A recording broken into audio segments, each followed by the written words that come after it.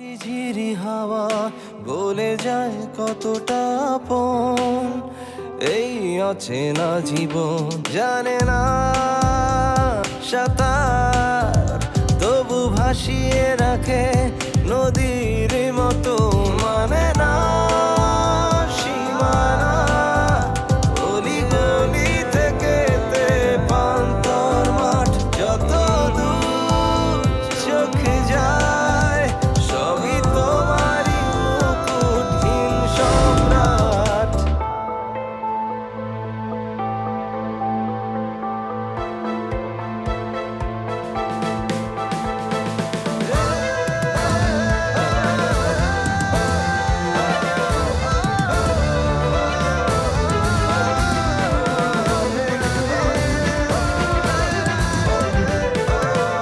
ছোট ছোট ঢেউ ছুঁয়ে ছুঁয়ে যায় কেউ আসে না পলাতক আশা সন্ধ্যার মেঘমালা নিয়নে জ্বলা কিছু প্রতিশোধ সর্বনাশা অনামিশা ভেঙে বসে বারান্দায় তারায় তারায় হাট মানে না সীমানা অলি গলি থেকে পান্তর মাঠ যত দূর চোখে যায় সবই তোমারই মুকুটহীন সম্রাট।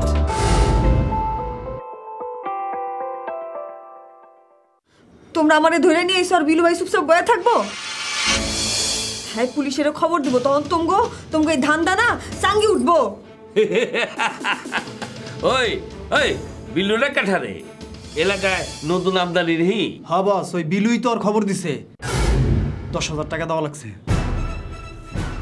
বস কি 10,000 টাকা দিছ? বিলু ভাই টাকার বিনিময়ে আমার খোঁজ তো মাগো দিছে? না না, বিলু ভাই এই কাম করতেই পারে না। ওই পেচাল বানকার অন ক তোরে লয় কি করব? উস্তাদ বলি কি ওরে বিদেশে একটা সফরের ব্যবস্থা করে দেন। হ তুই অপ করে আমার মনের কথা কইছ। আমিও তো ভাবছিলাম বুঝছ রুমে আছে না হ্যাঁ কইছিল বালা জিনিস থাকলে হ্যাঁ লই যাব।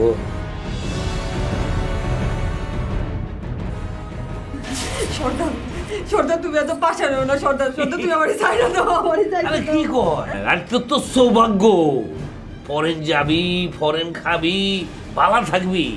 আরে ভাগ্য কয় জোরে রয়। আমি কোথাও যাবো না আমার। ওই ওরে এখানে বাইন্ধে রাখ আমার কাম আছে আমি আইতাছি। আমারে যাইতে দাও।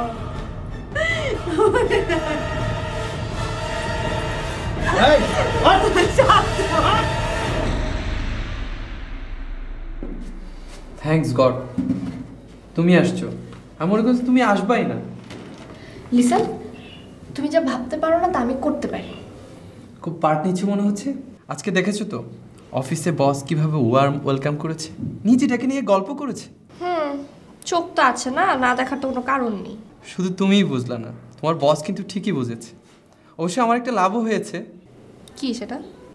আমি তাকে যেভাবে ইন্টারপ্রেট করেছিলাম উনি আসলে ওরকম না। আমার মনে হয়েছে উনি ক্যারেক্টার ঢিলা না। আচ্ছা ওয়েট, তুমি কি এখন আমার পোস্টে জয়েন করতে চাচ্ছ? কেমন প্রিয়া, আমি বলতে চাচ্ছি তুমি ওখানে সিকিউর, তোমার কোনো অসুবিধা নেই। মানে কি আমি কি এতদিন ওইখানে ইনসিকিউর ছিলাম? প্লিজ, আই ডোন্ট লাইক ঝগড়াঝাটি।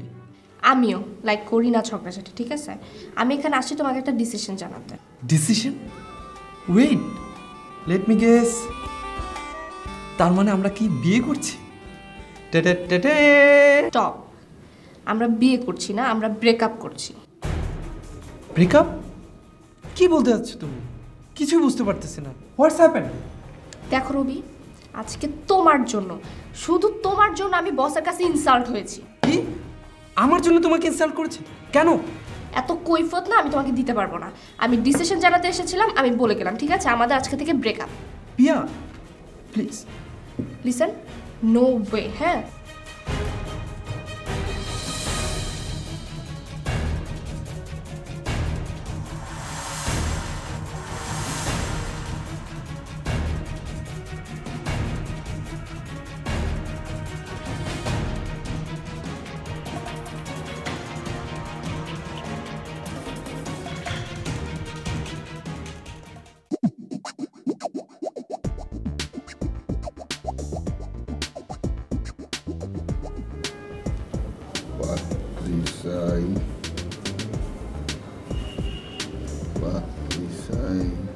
মামা ও শুভ্রা, তুই আইসস?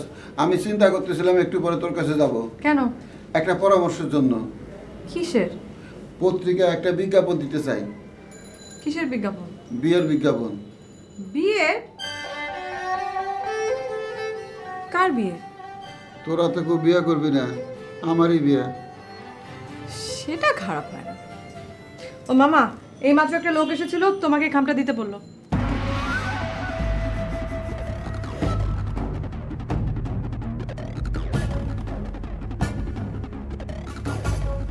কিসের টাকা? ওই একজনের ধার দিছিলাম তো, ফেরত দিয়ে গেল। তুমি টাকা ধার দিয়েছিলে? তা আবার এতগুলো টাকা? কে, আমি ধার দিতে পারি না? না তা না, মানে তাইলে আবার কি? এক কাম কর, তাড়াতাড়ি এক কাপ গরম চা বানাই নিয়ে আয়। চা খাইতে খাইতে চিন্তা করি বিজ্ঞাপনের ভাষাটা কেমন হইব। যা।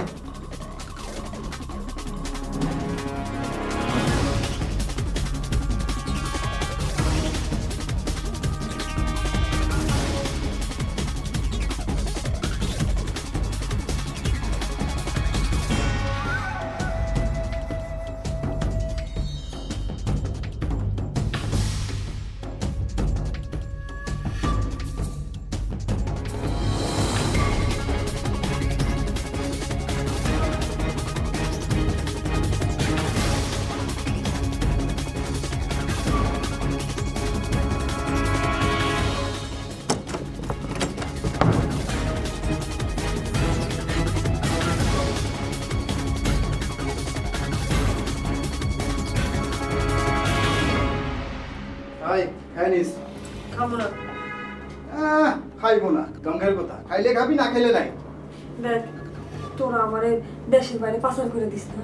চোপ, একদম চোপ। বসের কথা জানোস না, যেটা কয় সেটার থেকে কোনো নড়চড় হয় না। খায় নিস, পাচার করে দিস না আমারে।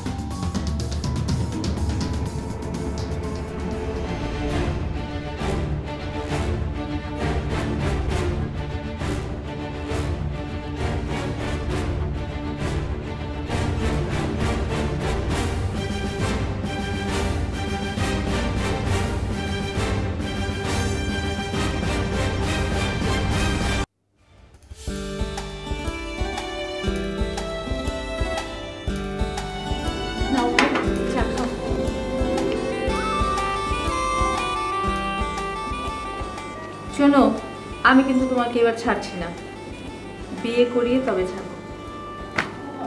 ভাবি, তুমি আমার বিয়ে নিয়ে তো উঠে পড়ে লাগবে না বলো? কারণ তোমার ভাই যদি বেঁচে থাকতেন তখন উনি এই কাজটার উপরে বেশি জোর দিতেন।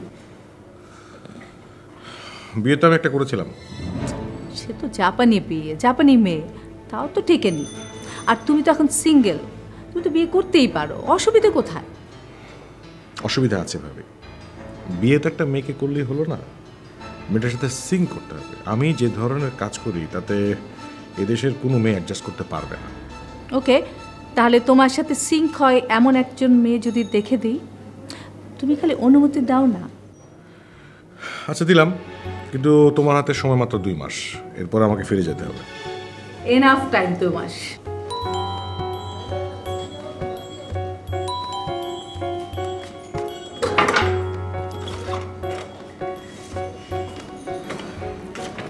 প্রতিদিন তুই এত রাত করে অফিস থেকে ফিরিস, আমার টেনশন হয় না বুঝি? এর জন্য তো বলেছিলাম যে চাকরিটা ছেড়ে দিই, তা তো ওদের রাজি না। আচ্ছা ভাবি, একটা কাজ করলে কেমন হয়? ওকে এবার আমি সাথে করে জাপান নিয়ে যাই। গুড আইডিয়া কাকা, আমি রাজি। মা চলো না, আমরা এই দেশের পাট চুকিয়ে জাপান চলে যাই, সারাদিন চুং পিং ছিং এগুলো বলবো আর কাঠি দিয়ে খাবো। আমারও তো খাইস না। দেখেছো কাকা, এই মার জন্য না আমার কিচ্ছু হলো না। তবুও আমার দেশ আমারই দেশ। আই, একটা গুড নিউজ আছে, বলতো কি? কাকা বিয়ে করতে রাজি হয়েছে। এক্স্যাক্টলি। ইয়েস।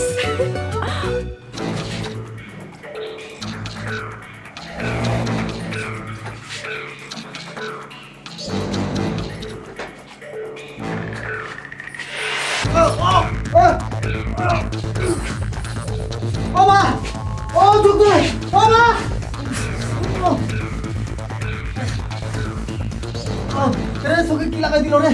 ও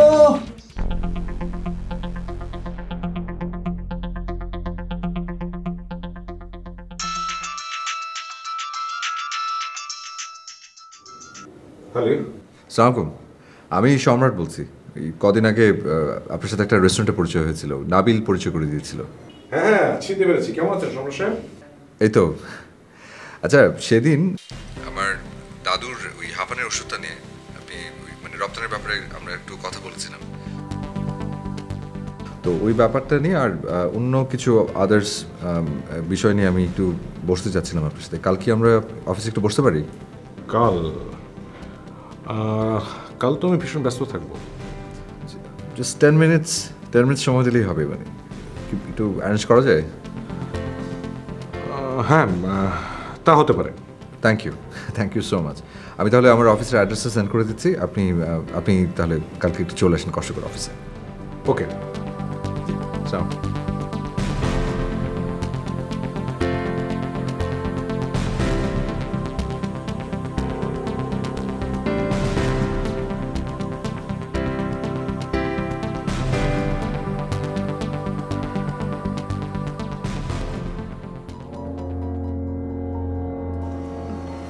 কি ব্যাপার, আপনি এখানে?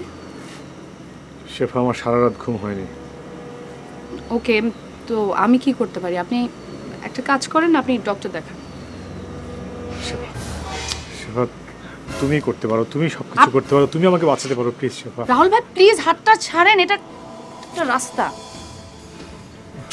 আমার যে কি হচ্ছে আমি কিছুই বুঝতে পারছি না, আমার সব কিছু এলোমেলো হয়ে যাচ্ছে। আমার অফিসে দেরি হয়ে যাচ্ছে। তুমি কি সম্রাটকে ভালোবাসো? What are you joking? দেখো, আমি সারা রাত ভেবেছি তুমি আর কাউকে ভালোবাসতে পারো বলে আমার মনে হয় না। রাহুল ভাই, আপনি না পুরো পাগল হয়ে যাচ্ছেন। শেফা, তুমি আমার, তুমি শুধু আমার, আমি তোমাকে আর কারো হতে দিতে পারি না, আমি দেবো না। মনে হচ্ছে রাত জেগে অনেকগুলো বাংলা সিনেমা দেখে ফেলেছেন, তাই না? তুমি যদি সম্রাটকে ভালোবাসে থাকো তাহলে ভুল করবে। সম্রাট কোনো দিন তোমাকে ভালোবাসবে না। আমি তোমাকে ভালোবাসি। আই জাস্ট লাভ ইউ শেফা। আমি কিন্তু এখন রীতিমতো ডিস্টার্বড হচ্ছি। আমাকে প্লিজ একটু বুঝতে চেষ্টা করো, please Shefa. I love you.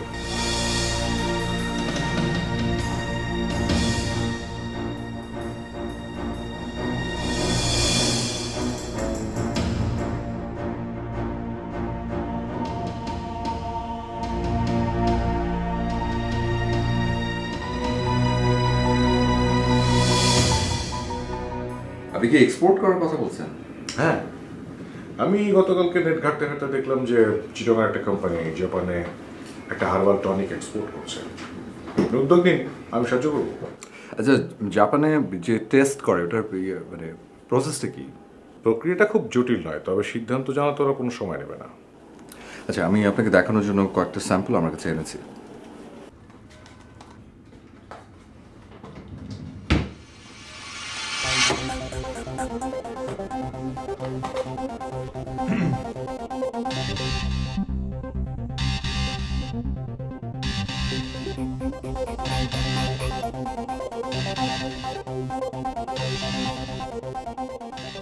কিছু মনে করবেন না সম্রাট সাহেব, আপনাদের ওষুধের প্যাকেজিং এতই খারাপ যে ওখানকার ডক্টররা লজ্জা পাবে প্রেসক্রাইব করতে। এই প্যাকেজিংয়ের ব্যাপারে আপনাদের নজর দেওয়া উচিত। আচ্ছা, ওগুলো এক্সপোর্ট করার সময় তখন দেখা যাবে। আচ্ছা, আপনি দেশে আছেন কদিন? মাস 2। ও, তাহলে তো অনেকদিনই বলা যায়। আসলে আমার ভাবির জন্যই বলতে পারেন, তারা খুব করে ধরেছে। আপনার ওয়াইফ? আরে সেই জন্যই তো, সারা জীবন কাজের পিছিয়ে ছুটে ওই কাজটাই করা হয়নি। সেই জন্য ভাবি খুব করে ধরেছে, এবার সবকিছু সেরে যেতে হবে। That's great. আপনার ভাবি দেখছি আপনাদের ফ্যামিলিতে অনেক প্রভাব।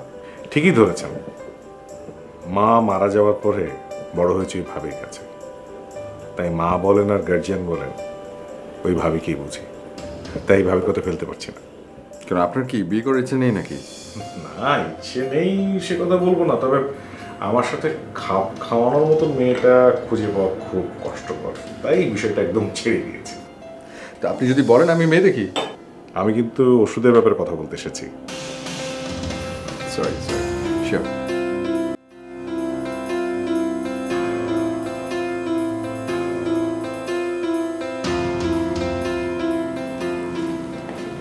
মা জানো কালকে না কে যেন অনেকগুলো টাকা খামে ভরে মামাকে দিয়ে গেছে।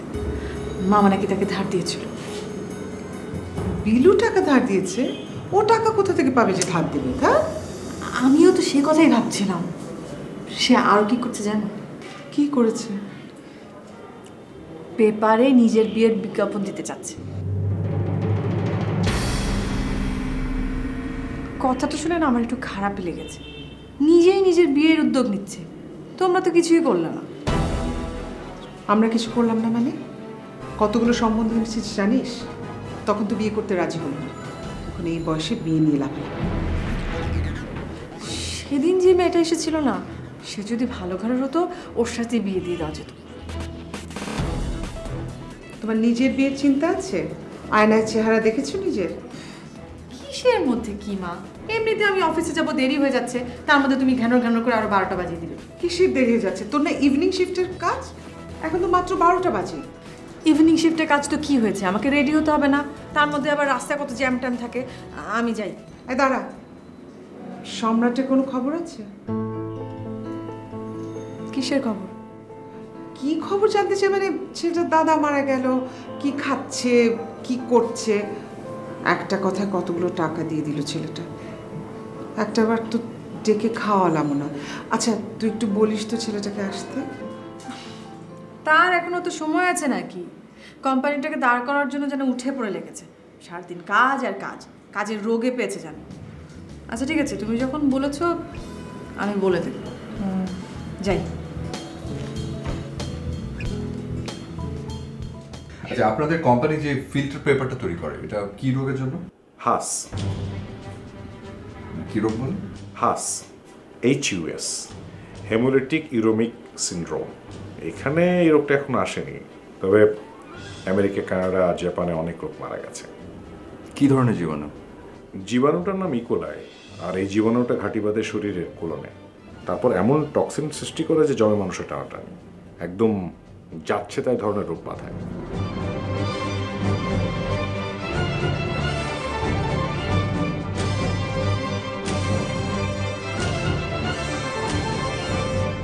আপনাদের ওষুধটা কি?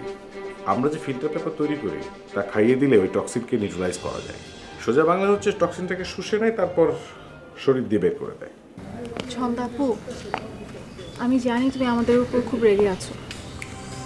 আমাদের সাহায্য করতে যেয়ে তোমার চাকরিটা গেল। না রে, রেগে থাকবো কেন? চাকরি গেছে, চাকরি আবার পেয়েও যাব। আগে যেখানে জব করতাম তার চেয়ে এখন অনেক ভালো একটা কোম্পানিতে জয়েন করার কথা চলছে আমার। তাহলে তো খুবই ভালো হয়। আসলে আপাকে নিয়ে আমরাও খুব টেনশনে আছি। টেনশন কেন? ওকে নিয়ে টেনশনের কি আছে? ও যেভাবে এগোচ্ছে তাতে তো ওর চাকরি যাওয়ার কোনো ভয় নেই, বরং সম্রাট আর সাম্রাজ্য দুটোই জুটে যাওয়ার একটা চান্স আছে। তুমিও বলছো এ কথা? কেন? শেফা তো তাই চায়, তাই না? আপা তার স্ট্যাটাস ভুলে যেতে পারে, কিন্তু আমরা তো জানি আমরা কি আর আমরা কোথা থেকে এসেছি। ধরুন এই ফিল্টার পেপারটা যদি আমরা তৈরি করতে চাই তাহলে কি করতে হবে? কেন তৈরি করবেন? এখানে তো হাস হয় না।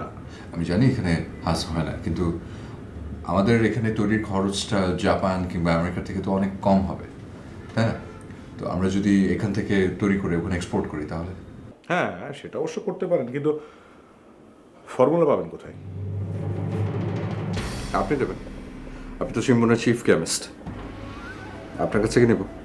এই জন্য অবশ্য আপনাকে মোটা অঙ্কের টাকা আমি দেবো, নাকি আপনি বলবেন যে আপনার টাকারও দরকার নেই? আপনি কি আমাকে টাকা দিয়ে কেনার চেষ্টা করছেন? আমার কোম্পানির কোনো হাই অফিসিয়াল কথাটা শুনলে তো আমাকে জেলে পাঠাবে। আচ্ছা, আপনাদের এই ফিল্টারের প্যাটার্নটা কতদিন আগে নেয়া? ধরুন 3.5 বছর। তার তো কোনো কথা নেই, আপনাদের ওই হাই অফিসিয়াল কোনো মানুষ তো আপনাকে জেলে ভরার কোনো চান্সই পাবে না, কারণ একটা প্যাটেন্ট 4 বছরের বেশি সময় থাকে না, তখন নতুন কোনো একটা কোম্পানি সেটাকে নিয়ে আবার নতুন করে কাজ করতে পারে। আপনি তাহলে অনেক হিসেব কষে আমাকে এখানে ডেকেছেন। সিম্বনের চাকরি ছেড়ে যদি আমার এখানে জয়েন করতে চান, ইউ আর মোস্ট ওয়েলকাম। না, এই দেশে ফিরে আসার কোনো ইচ্ছে আমার নেই। তবে আপনার প্রস্তাবটা ভেবে দেখব। Thank you.